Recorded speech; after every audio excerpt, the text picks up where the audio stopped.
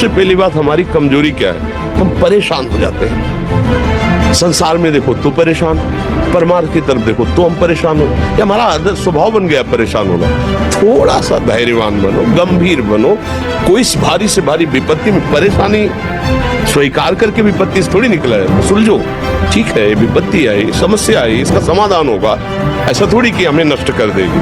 अगर अभी हमारी बड़ी हानि हो जाती है, हम कल इससे बड़ा लाभ प्राप्त कर सकते हैं। हमको एकदम बिल्कुल गंभीर रहना है, इतने कमजोर नहीं बन जाना। पद गया तो क्या होगा, प्रयास किया था, ये पद मिला था, इससे बड़ा पद प्राप्त करूंगा, मैं इससे बड़ा महान बनूंगा।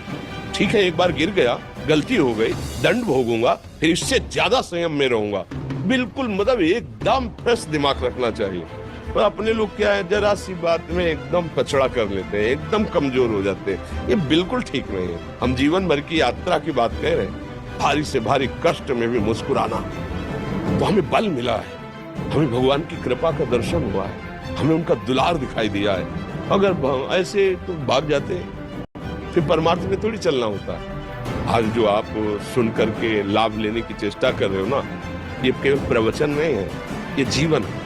अगर ये जिए ना होते ना तो ये इसका प्रभाव नहीं पड़ता, फिर वाणी का प्रभाव नहीं पड़ता। हम इसीलिए कहते हैं, जैसे आप लोग एकदम परेशान हो जाते हैं, तो बोलो क्या हमसे ज्यादा परेशानी होगी? दोनों किडनी खराब, दवाई लाने के लिए पैसे नहीं, पानी रखा है हम उठ के पी नहीं सकते, भीषण शरीर में कष्ट, भीषण बुखार, क्योंकि किडनी फेल, जरा में बुखार, खाने को क्या, रोटी मांग के लाओ। अगर वहां सब्जी मिलती तो लाल मिर्च ऐसी पड़ के मिलती थी कि पा नहीं सकते थे।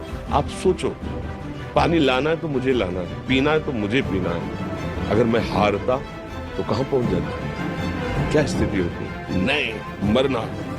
और कदम पीछे, कोई दिन ऐसा नहीं जिस दिन सेवा ना की हो, जिस दिन सेवा ना गए हो। गुरु जी की सेवा में जाना है, पहले अपने को स्वस्थ साबित करना है, सेवा नहीं लेंगे, तुम बीमार हो, तुम कष्ट में ऐसे। उनकी दृष्टि परेशान, सेवा की, आके लेट गए, भी हिम्मत की, अपनी श्री जी की सेवा की, मधुकरी नहीं, 3-3, 4-4 दिन भोजन नहीं, पर सेवा नहीं छोड़ा, दिनचर्या नहीं छोड़ी। और उसका प्रधान कारण संयम, ब्रह्मचर्य, भगवत आश्रय, नाम जप, कभी हारने नहीं दिया। अभी भी थोड़ी देर बाद डायलिसिस हुई, हारने, आपको हारे हुए नजर आ रहे हैं।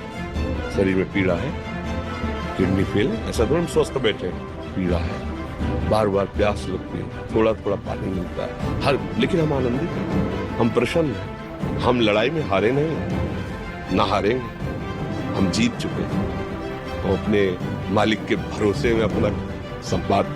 तो वो, ये हम अपनी बड़ाई नहीं बता रहे, हम आपको बता रहे समस्या। सोचो, तुम्हारे पास तो माँ है, भाई है, बहन है, परिवार है, कोई न कोई तो है ना। मेरा किसी ने कभी जीवन में ध्यान भी नहीं दिया, क्यों? बचपन से बाबा जी बन गए, किसी से प्यार नहीं, किसी से संबंध नहीं, कोई जानकारी नहीं, हम कहाँ हैं, वो कहाँ, किसी को कोई मतलब नहीं। जवान साधु कौन श्रद्धा करे? कभी गांव जाने की हिम्मत नहीं पड़ती कि रोटी मांग ले, पता नहीं लोग क्या सोचेंगे, क्या भावना कर ले।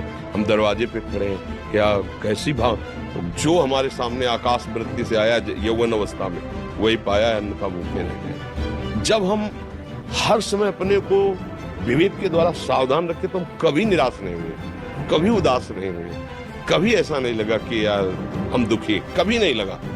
उसी का फल है कि उस सुख का संकेत मिल गया जहां दुख की निशानी भी नहीं है। वही उसी के बच्चे थे, हम सब उसी धातु से बने हुए हैं। हम इतना क्यों परेशान हो जाते हैं? हम ये देखते हैं अपने लोग, थोड़ी बात बिगड़ गई परेशान, नहीं बिगड़ी तो बिगड़ जाने की संभावना में परेशान है। आज सुख है, लेकिन कल सुख छिन जाएगा तो हम आज के सुख में सुखी ना होकर कल के दुख के आने की संभावना में भयभीत हो।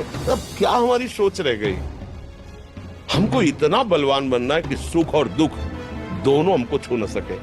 भारी से भारी सुख की व्यवस्था है तो अहंकार नहीं, हर्षित होकर किसी का अपमान न करे कि हम धनी, हम पदाधिकारी, अमुक। भारी से भारी दुख आया तो हमें किसी के सहयोग की जरूरत नहीं, हम फिर अपने कदम बढ़ाएंगे, हम फिर जुड़ी हुई अपनी भावनाओं को सजाएंगे। मस्त जीवन, एकदम तुम अविनाशी के बच्चे हो। शेर का बच्चा भेड़ों के बीच में फंस कर म्यों म्यों बोल रहा है, बस अगर दहाड़ना सीख जाए तो कोई भी उसे परास्त नहीं कर सकता। ऐसे भगवद अंश, तू प्रपंच में फंस कर अपने को इतना दीन क्यों देख रहा है? तू ऐसा है, भगवान के दिव्यास्त्र में भी ताकत नहीं तेरे को मार सका। तू अविनाशी का अविनाशी बच्चा है। विनाशी भोगों को, विनाशी शरीर को मैं मान के इतना भयभीत, इतना दुख, ठीक नहीं। ये सबके लिए, केवल एक के लिए आप समझो। आप लोग सोचते हैं हम गृहस्थ होकर भला ऐसी स्थिति कैसे? जनक जी सुखदेव जी के गुरु हैं और राजा हैं, महल है, रानियां हैं, नौकर है, चाकर। क्या सुखदेव जी जिनके शरीर में लंगोटी भी नहीं है, दिगंबर, परमहंस के गुरु है जनक जी जो राजा हैं। समझो आप ऐसा ना सोचे कि हम नौकरी कर रहे हैं, हम संसार में, हम गृहस्थ हैं, हम आध्यात्मिक ऊंचाई पर नहीं चढ़ सकते। नहीं, आप एक सरकारी नौकरी या आप किसानी या व्यापार करते हुए आप एक अध्यात्म की ऊंचाई में चढ़ सकते हैं। और अध्यात्म ही है जो तुम्हें इस माया के दुख सुख से ऊपर उठा सकता है। दूसरा, चाहे जितनी संपत्ति आ जाए, आप सुखी नहीं हो सकते। सब देख लो, आंख खोल के देख लो, अध्यात्म ही है जो तुम्हें हर कष्ट सहकर मुस्कुराकर जीने का रास्ता बता देगा कि आप आनंदित हो जाओगे। कुछ नहीं बिगड़ा। अध्यात्म है तो कुछ नहीं बिगड़ा, अध्यात्म नहीं है तो कुछ नहीं बना, कुछ हाथ नहीं लगने वाला।